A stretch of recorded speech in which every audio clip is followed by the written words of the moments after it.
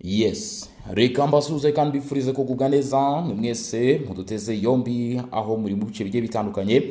None tariki 22 z'ukwezi kwa 10 umwaka w'ibihumbi 2025. Rero turagarutse hano muri studio za Bosco Official, ubwo kubadukunda badukurikirana ndetse n'ababana natwe umunsi ku wundi mu biganiro n'amakuru tugenda tubagezaho bigiye bitandukanye.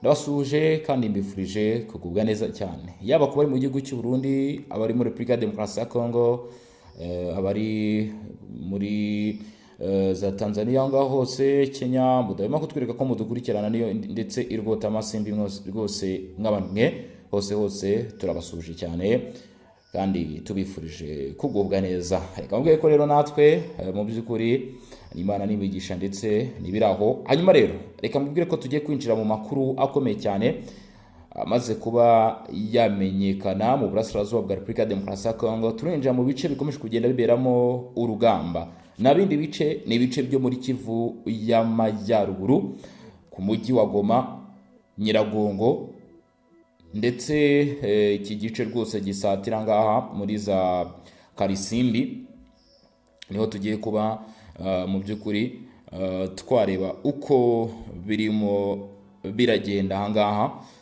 N'amakuru rero yakomeje kugenda amenyekana nyuma y'ubwoba bukomeye cyane burimo burarangwa mu baturage mu mujyi wa Goma, aho amakuru aturukayo duhabwa n'abariyo avuga yuko nyine kuva ibitero bya Wazalendo byagabwa kuri ibi bice byo mu nkengero z'umujyi wa Goma, ndetse ugasanga hari ibice bimwe bamaze kuba bafata kugera ngaha za Kibumba, ngo ntago uko byari bimeze mbere ishusho y'ibyagaragaraga cyangwa se yuko umutekano wari wifashe ntago ariko bimeze kugeza izi saha, ntago ariko bimeze kugeza uyu munsi. Amasasu akomeje kugenda avuga mu duce tugiye dutandukanye ahangaha muri ibi bice hagati y'umutwe 23 izi nyeshyamba, aho zigenda zirasana umunsi ku wundi n'abasore ba Wazalendo.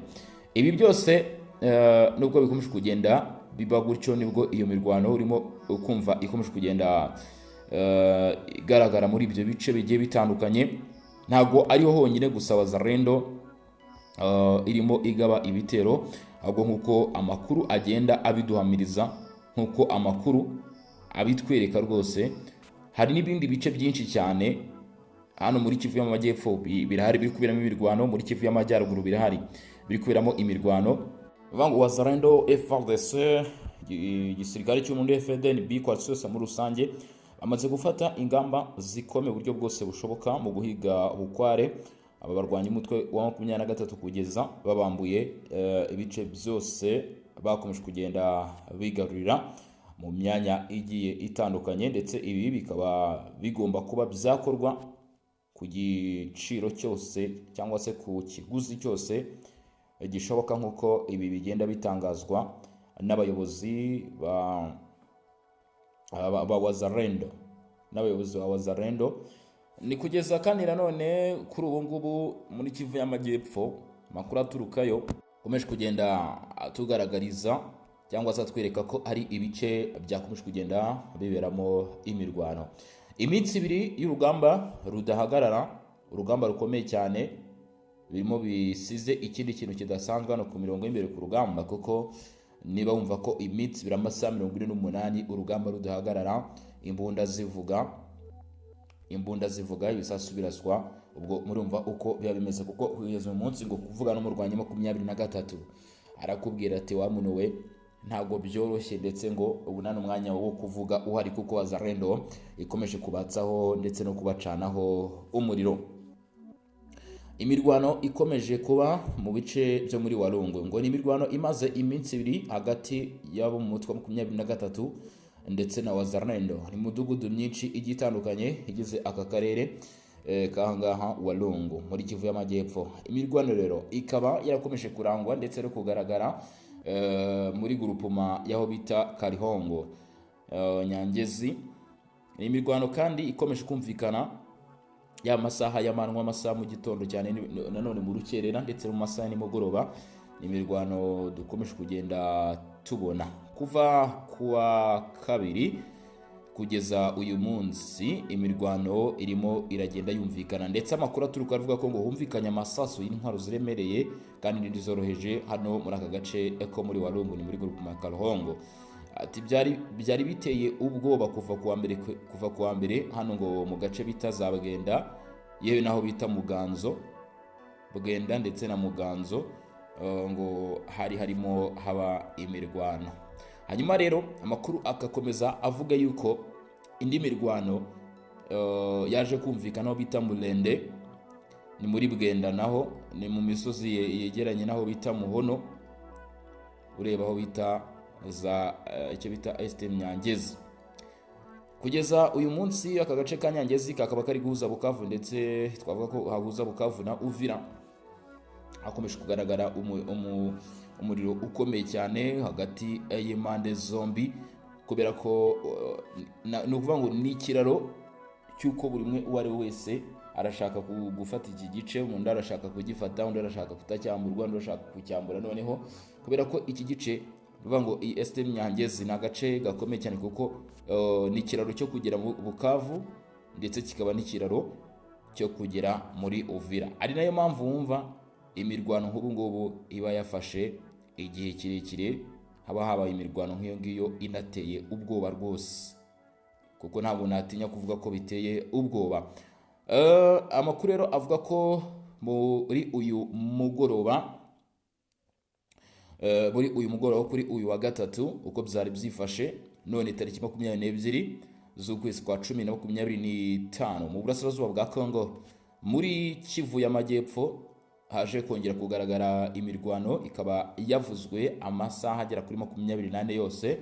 Ibi bikaba byongeye kubera muri teritwari ya Walungu ndetse naho bita Kabare.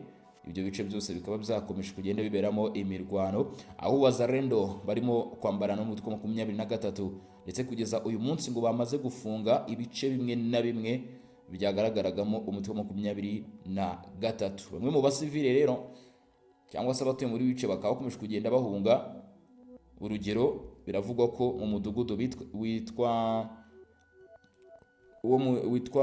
imwe mu midugudu ahubwo yo muri groupement ya Mwegerera yaje kugaragaramo abaturage baje guhungiramo imirwano. Iyi midugudu yo muri groupement ya Mwegerera naho bita Kahamba, naho bita Chifuko, muri ni imidugudu irimo iragenda igaragaramo abari guhunga imirwano, kuko urugamba rurakomeye cyane. Yes, kugeza ubu rero amakuru avuga ko muri teritwari ya Kabare naho muri bice bya Nzibira ndetse naho bita Irega hakomeje kugenda humvikana amasasu, kugeza aho bita Zayikambi, Bihari, Ihembe ndetse naho bita Irenga Bahonyi. Utwo twose ni uduce turimo turagenda twumvikanamo imirwano. Bikaba bivuga ko rero uduce twinshi cyane turimo turabamo urugamba muri Kivu y'Amajyaruguru, kandi nanone muri teritwari ya Masisi imirwano ikomeje kugenda yumvikana. Amatake ku maposta agiye atandukanye ku mutwe 23 muri Bashani Mokoto aravugwa imirwano. Wazalendo aho yaje gutegura uburyo bwose bushoboka.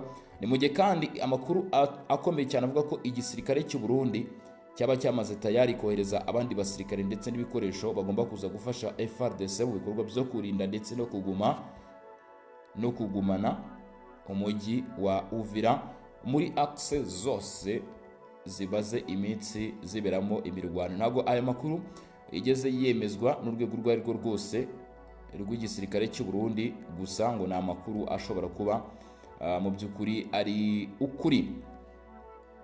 Bisa nkaho rero amasezerano ya Doha mwarabibonye mwese ntabwo yigeze atanga umusaruro ku cyari kigamijwe, no kuvuga guhagarika imirwano, ahubwo byatumye kugeza uyu munsi uduce tutari duke cyangwa se uduce tumwe na tumwe twari byanakekwaga ko dushobora kuba tugiye kubamo amahoro, ahubwo aribwo imirwano yarushijeho bwo gufata indi ntera. Nk'ubu ngubu biravuga ko Wazalendo n'umutwe wa 23 nanone bongeye gushyamirana, ndetse ibi bikaba byavuzwe muri lokalite ya Businga hagati na Nyangezi ndetse na Kamanyora.